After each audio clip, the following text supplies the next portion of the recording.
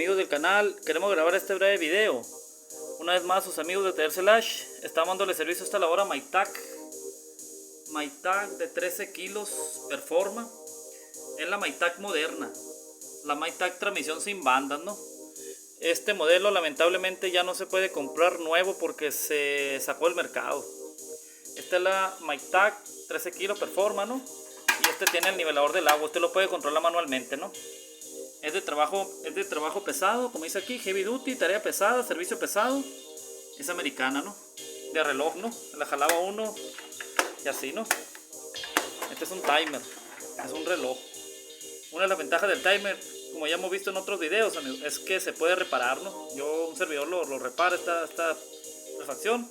Normalmente se puede reparar una, dos, máximo 3 veces y entonces sí ya comprarlo nuevo, ¿no?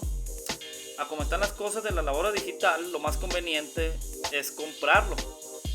Si nos podemos dar cuenta, aquí esta manguera cristalina es la manguera del vacío, va hasta la tina, ¿no? Aquí va el presostato, por eso usted puede controlar el agua, le puede poner poca, mediana, mucha. A diferencia de la digital, ¿no? Que esta manguera va en la tarjeta, por eso son lavadoras inteligentes con llenado automático, ¿no? Que es la Expert System, ¿no? De la Whirlpool moderna, ¿no?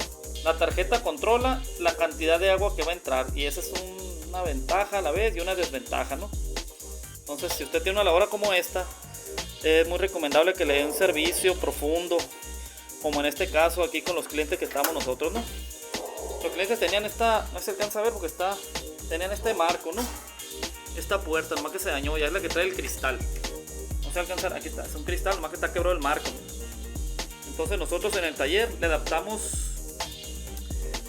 esta puerta. Esta puerta, amigos, toda metálica, así, absolutamente toda metálica, son las mismas dimensiones, ¿no? Se fijan, aquí trae el switch, mira, esta tapadera, aquí va el switch. Es de la Expert System, sexto sentido.